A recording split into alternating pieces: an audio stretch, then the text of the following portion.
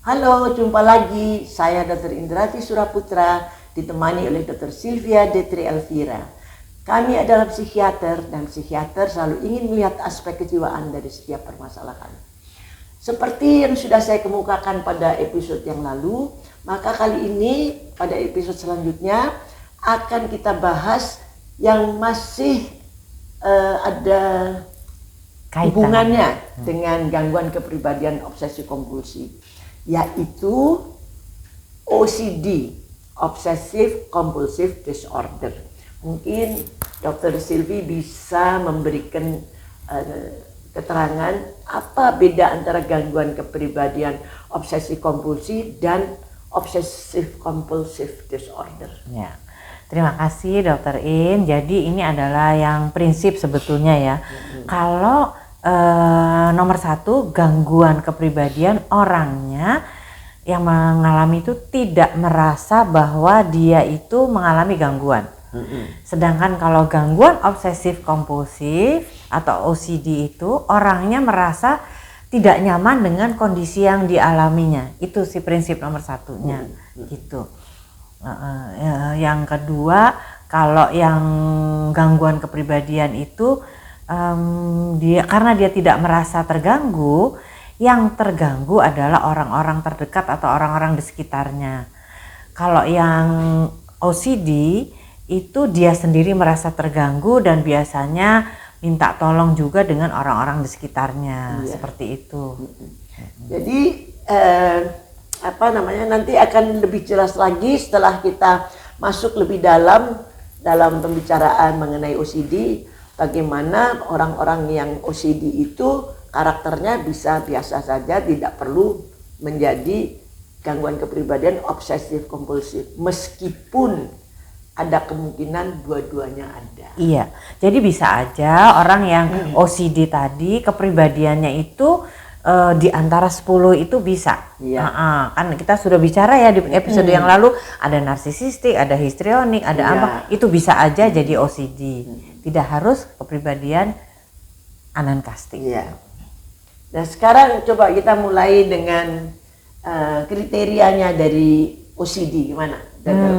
Pasiennya banyak soalnya nih, pasiennya Dr. Sylvia. Iya ada lah ya. Jadi nomor satu, kan OCD itu terdiri atas gangguan obsesif dan kompulsif.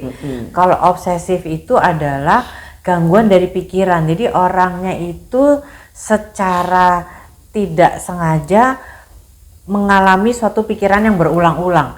Jadi dia nggak kepengin mikir itu, tetapi keluar terus pikiran tentang itu terus gitu. Jadi misalnya dia obsesif terhadap angka. Jadi kalau dia melihat angka sesuatu yang ganjil, misalnya lihat di jalan, dia harus ngeliat lagi. Aduh kalau nggak ngeliat ganjil, kok nggak enak ya. Dan biasanya dikaitkan dengan magical thinking. Kalau saya ketemu angka yang ganjil, biasanya habis ini akan terjadi apa? Seperti itu. Jadi itu kalau yang obsesif. Atau misalnya dia merasa harus melakukan sesuatu, kalau tidak dilakukan nanti akan terjadi apa-apa. Nah yang kedua kan terdiri atas kompulsif juga. Jadi melakukan sesuatu bisa berkaitan dengan obsesinya, bisa juga tidak. Misalnya orang pernah melakukan suatu perbuatan yang menurut dia dosa. Nah setelah itu untuk menghilangkan rasa bersalah itu, dia akan mandi berulang-ulang sampai berjam-jam, dan orang di rumahnya akan terganggu karena dia mandinya 2-3 jam. Orang lain mau untuk mandi gimana? Untuk membersihkan diri. Atau dia orangnya nggak pernah ngomong jorok, Dokter In. Tiba-tiba dia ngomong jorok, terus dia kumur-kumur terus.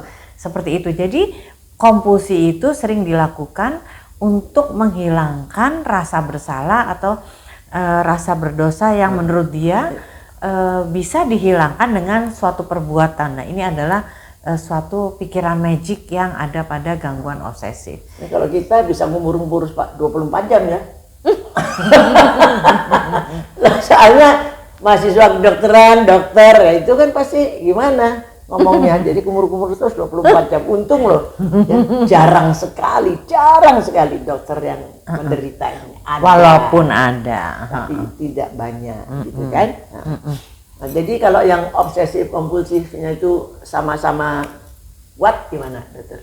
Iya, jadi biasanya obsesif kompulsif berkaitan dengan waktu, berkaitan dengan uang, berkaitan dengan bersih dan tidak bersih. Jadi kalau dengan waktu sangat kaku. Jadi kalau dia bilang harus jam segini, orang terlambat 1-2 menit aja udah nggak boleh masuk. Misalnya dia guru ya, atau dia seorang bos, anak buahnya di Jakarta macet, terlambat 5 menit, udah nggak usah ikut rapat aja, misalnya gitu.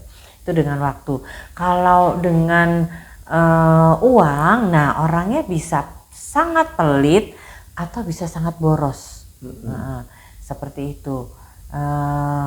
Lalu setelah itu bisa juga berkaitan dengan jorok dan bersih, ya, bisa orangnya sangat rapi. Biasanya kelihatannya dia rapi, tapi di satu sisi dia bisa jorok juga gitu. Jadi bisa kontradiktif. Ya? Seperti itu, dokter. Ini berkaitan sama 3 hal itu. Memang kalau obsesi itu kan pikiran-pikiran itu muncul dan tidak bisa dikendalikan dan membuat dia cemas, ya kan? Kadang-kadang tidak saja pikiran, bayangan-bayangan sesuatu gitu kan ya. Betul. Ada satu pasien saya yang sangat ketakutan karena dia membayangkan dia itu bisa membunuh bapaknya. Waduh. Nah itu terus opsinya di sini.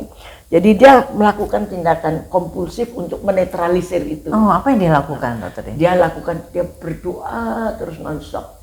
Dia berdoa terus kalau lihat pisau dia jauh, nggak mau lihat pisau, nggak mau lihat yang barang tajam, nggak mau lihat apa ya. Tindakan-tindakan kayak gitu dah. Jadi meskipun pisaunya ada di situ, dia udah langsung kabur, dia apa gitu. Tapi di sini ya doanya tuh nggak kelar-kelar. Jadi orang mungkin nggak tahu, tapi penderitanya manusianya sendiri capek. Iya ya, iya karena dia terus di sini terus berusaha menetralisir. Umumnya kan kompulsi itu kan dia dilakukan untuk mengurangi kecemasan akibat obsesinya kan. Iya, ya kan. Iya. Nah, jadi makanya ada yang kelihatan, ada yang enggak, dan kadang-kadang kalau yang kelihatan aneh-aneh gitu ya. Iya, misalnya ngunci pintu. Takut maling. Dia merasa akan ada maling. Itu yang aduh, nanti kalau saya nggak lihat lagi mungkin ada maling. Jadi dia ngunci pintu, misalnya udah pergi nih. Kayaknya tadi belum dikunci apa enggak ya? Balik lagi. Seperti itu sampai bolak-balik. Mungkin kalau yang jadi pasangannya yang capek ya. Iya kan, jadi sampai ada yang ngunci sampai 10 kali, dan kalau belum sampai berulang-ulang dia nggak enak, lega. Cemasnya itu muncul. Ini kan karena dia kecemasan yang disebabkan karena pikiran-pikiran itu kan. Iya. Jadi sebetulnya menderita sekali, meskipun kadang-kadang kita ya lihatnya aneh ya. Iya. Geli juga gitu. Iya. Pastinya pasiennya merinding. Sebetulnya saya nggak kepengen mikir ini nih dok. Cuman kenapa ya dia muncul terus. Nah itu yang biasanya mereka merasa terganggu. Dan itu juga ada kaitannya dengan magical thinking ya. Iya. Magical thinking seperti ya tadi kalau misalnya dia mau membunuh bapaknya tadi. Ya, terus kalau enggak kalau salah keluar dari rumah itu tidak kaki kanan dulu, berarti ada sesuatu. Ada sesuatu. Hari ini dia nggak jadi hari baik. Jadi balik lagi sampai kaki kanan gitu kan. Jadi pokoknya yang hal yang aneh-aneh. Atau kalau yang ringan ada baju yang membawa keberuntungan dan baju yang membawa sial. Oh ya, iya. Kan, magical thinking. Warna juga bisa. Iya, warna juga bisa. Kalau pakai baju ini saya sial, nggak mau nih baju. Ini pakai ini, wah ini untung, peruntungan nih. Jadi ini baju sering banget dipakai kan gitu kan. Itu yang magical thinking kayak gitu ya. Iya. Banyak sekali hal kayak gitu. Sekarang kita bicara mengenai faktor-faktor risikonya gimana, Dokter? Oh iya. Faktor risiko itu seperti gangguan jiwa yang lain. Itu ada tiga seperti biasa dokterin, faktor biologik, faktor psikologik, dan juga faktor sosiokultural. Faktor biologik memang dari penelitian dari systematic review itu didapatkan bahwa gangguan obsesif kompulsif ini faktor biologiknya cukup kental. Nah, jadi kalau misalnya dalam keluarga ada misalnya bapak atau ibu atau nenek, nah biasanya anak atau cucu biasanya juga ada bakat ya, walaupun dari kecil nggak kelihatan, nanti tiba-tiba pada usia remaja atau dewasa bisa seperti itu. Yang kedua, faktor bagaimana ia dibesarkan. Nah, ini biasanya kalau menurut teori klasik ya, Dokter ini teori klasik penting didengarkan nih, karena ini kurang lebih bisa menjelaskan kenapa itu terjadi, gitu kan? Iya, biasanya kalau menurut teori klasik ini, teori Freud ya, itu hipotesisnya adalah terjadi pada saat anak berusia antara 1 tahun atau 18 bulan sampai umur 36 bulan, yaitu pada fase anal. Pada fase ini saat biasanya seorang ibu mengajari bagaimana cara membersihkan diri, toilet training. Nah, tergantung dari ibunya ya. Kalau seorang ibu yang kaku, artinya gini, ibunya merasa bahwa anak itu harus pup jam 6 pagi dan jam 6 sore. Jadi setiap jam 6 pagi didudukin di pispot, padahal anaknya belum kebelet. Nah, nanti kalau enggak, ayo cepetan keluar, padahal belum bisa. Nah, setelah anak itu punya kemampuan untuk mengontrol sfinkter aninya, kemampuan dia kan pada usia ini sel-sel saraf dan otot seorang anak itu sudah bisa mengontrol bagaimana dia bisa menahan pup dan mengeluarkan pup. Nah, kalau anak itu udah bisa, dia bisa menahan dan dia bisa, ini cikal bakal dari seorang anak yang pembangkang. Jadi kalau ibunya nyuruh pup, dia tahan. Dia tahan karena dia mulai bisa mengontrol ibunya. Nanti kalau ibunya melarang, dia malah keluarin. Ya, itu adalah cikal bakal seorang anak itu bisa menjadi anak yang pembangkang atau penurut. Gitu, Dokter In. Dan juga bisa menjadi cikal bakal seorang anak itu pelit atau boros, atau dia orang yang teratur atau berantakan dari fase ini, seperti itu. Nah, kalau kelihatannya tentu nanti setelah dewasa, mungkin dari fase anal ini kenapa bisa sampai terganggu, biasanya tadi ibu yang terlalu kaku dalam arti harus gitu, atau yang sangat tidak memperhatikan, jadi tidak diajarin sama sekali. Jadi gitu ya, kalau menurut teori ini kan sesuatu itu bisa seorang anak bisa masuk ke fase berikutnya kalau dia mendapat perhatian yang pas, atau dia mendapat latihan untuk kecewa juga, supaya anak itu bisa struggle, bisa maju ke fase berikutnya dengan nyaman. Nah, kalau yang bermasalah pada fase anal ini, nanti kalau dia ada stres pada misalnya remaja atau dewasa muda, energinya akan menarik dia kembali ke fase yang dulu dia bermasalah, sehingga gangguan yang kelihatan itu secara klinis yang kita lihat adalah berkaitan tadi dengan toilet training tadi, fase ana. Jadi orangnya bisa tiba-tiba menjadi mengulang-ulang, tiba-tiba jadi jorok banget, atau jadi pelit sekali, seperti itu, Dokter In. Kira-kira kalau dari fase kalau dilihat dari faktor psikologi. Tapi kalau teori perilaku mungkin modeling ya. Kalau melihat ibunya rapi, ibunya perfeksionis, anaknya juga bisa meniru kalau lihat dari teori perilaku. Nah, itu faktor yang kedua. Faktor yang ketiga, sosiokultural. Ini sih mungkin yang berperan dalam magical thinkingnya ya. Jadi kalau menurut kepercayaan tertentu, kita tidak mengikuti peraturan itu, nanti akan terjadi hal-hal yang tidak baik. Nah, seperti itu. Tetapi mungkin yang berperan memang faktor yang pertama dan kedua. Itu kira-kira faktor risikonya, Dokter In. Jadi memang kalau secara teori klasik tadi ada yang kita sebut keterkaitan yang erat atau fiksasi pada fase anal. Ya, itu menurut Freudian. Memang cara menerangkan secara teoritis yang paling masuk akal memang itu. Jadi yang penting adalah pada kenyataannya kita melihat orang-orang ini berperilaku macam-macam yang dia sendiri juga merasa terganggu, apalagi itu menghabiskan waktu. Betul. Jadi maunya cepet-cepet, ayo cepet. Dia malah ceklek, kunci pintu. Atau kalau enggak, ayo cepet makan, cuci tangan, ketakutan pada kuman. Ya kan? Cuci tangannya sampai tangannya merah, sampai tangannya kering. Saya juga lihat di restoran Padang kan kita suka cuci tangan. Di depan saya itu ada anak cuci tangan, ya anak remaja cuci tangan, terus yang di belakang udah antre pakai tangan kotor kelar dia bilang, wah ini orang pasti OCD anak ini. Jadi kita udah antre semuanya dengan tangan kotor, dia cuci tangannya terus nggak kelar sampai berapa kali sampai kecemasan dia itu bisa hilang atau wudhu terus. Nah iya. Jadi kayaknya udah selesai wudhu, aduh kayaknya tadi saya kentut nggak ya?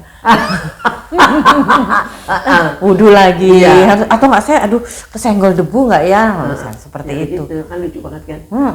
Buat kita lucu tapi iya, menderita kan? Dia capek. Jadi biasanya bedanya sama gangguan kepribadian adalah biasanya pasiennya bisa sejak tanggal ini dokter, saya kenapa ya? Harus ngulang-ngulang, harus punya pikiran yang seperti itu. Padahal saya nggak kepingin. Nah sementara kalau yang tadi gangguan kepribadian kan nyaman dengan kalau ini tersiksa.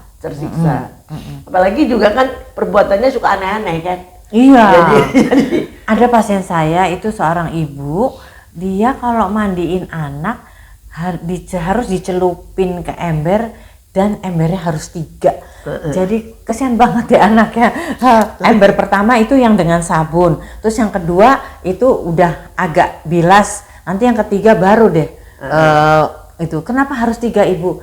Karena Allah menyenangi yang ganjil katanya. Dan kalau tidak 3 itu kurang bersih, nanti takut terjadi anak saya sakit apa.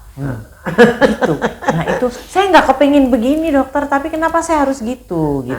Itu yang pikiran obsesifnya. Iya. Lalu tindakan memandikannya itu adalah kompulsi untuk menghilangkan anxiety-nya itu. Nah, itu yang di kepala dia itu aneh-aneh kan. Jadi ketakutan akan sesuatu yang kadang-kadang tidak realistis ya. Seringkali tidak masuk akal. Nggak masuk akal. Ya kemudian menyebabkan orang ini meminta pertolongan. Iya. Jadi tentu ada yang ringan, yang berat, yang sedang dan berat. Ya. Kalau yang ringan itu dia merasa memang nggak benar, terus dia minta pertolongan, cari pertolongan. Ya kan? Kalau jadi artinya dia merasa ini nggak benar. Kalau yang sedang itu dia merasa kalau tidak melakukan kompulsinya ada kemungkinan itu terjadi yang tidak benar. Iya. Tapi kalau yang berat, kalau tidak melakukan kompulsinya pasti terjadi. Akan terjadi. Hal yang tidak benar. Jadi itu yang paling susah, dan ini yang nomor 3-nya yang udah mengarah-arah yang psikotik ya. Iya, hampir seperti delusi. Hampir seperti delusi karena percaya benar pada sesuatu yang ya jadi cenderung aneh. Iya, gitu kan. akan terjadi. Jadi kalau kita lihat dalam praktek sehari-hari, ada yang takut kuman, ada yang takut maling, ada yang takut apa ya dokter Pepi ya, Sylvia? Takut terjadi hal-hal yang berbahaya atau akan terjadi kecelakaan. Oh iya, kecelakaan. Benar. Iya, kalau saya pakai baju ini nanti takut ketabrak mobil. Saya punya pasien itu yang dengan kuman tadi dokter ini. Yeah. Jadi dia takut sekali dengan dekat-dekat tempat sampah. Nah sekarang itu sekarang udah enakan sih, tapi dia di rumah itu mau tidur itu dia harus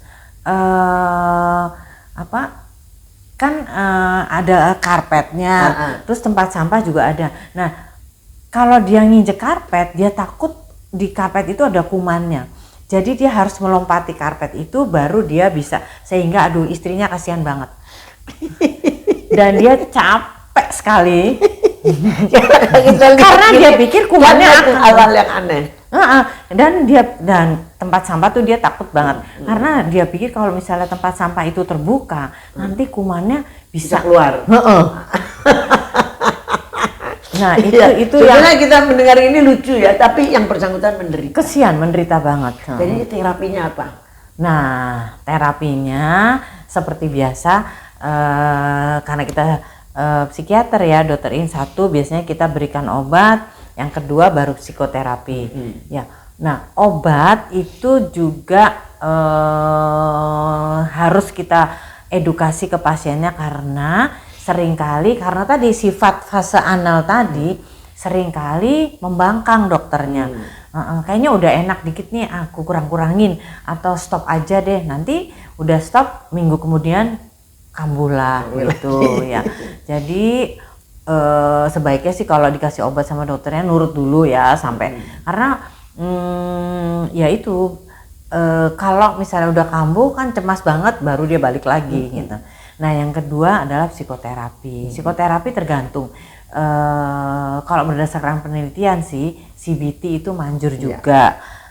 Artinya behavior terapi ya, behavior terapi, bisa juga hipnoterapi. Nah kalau yang psikoterapi berorientasi dinamik bisa juga tapi pada kasus-kasus tertentu. Oke.